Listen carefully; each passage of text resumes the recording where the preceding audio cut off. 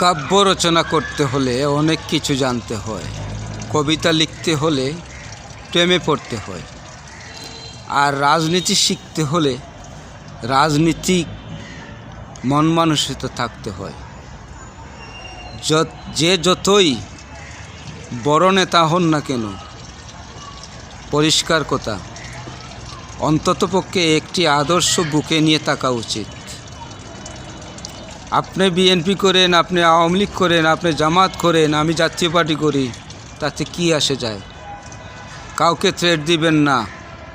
Threat দিলে পাল্টা threat পাবেন, এটাই বাস্তবতা। কারো সংগঠন ছোটো নয়, কারো সংগঠন দুর্বল নয়। সবার কাছে সবার সংগঠন আগে। পরিষ্কার কথা, থ্রেট দিলে অবশ্যই থ্রেট পাবেন। কারণ আমি ভয় এবং ভীতু লোক নয়। একটি কথা জেনে রাখবেন, আমি জাতীয় পার্টি করি, আমি পল্লীবন্ধুর সৈনিক নয়, আমি তার সন্তান।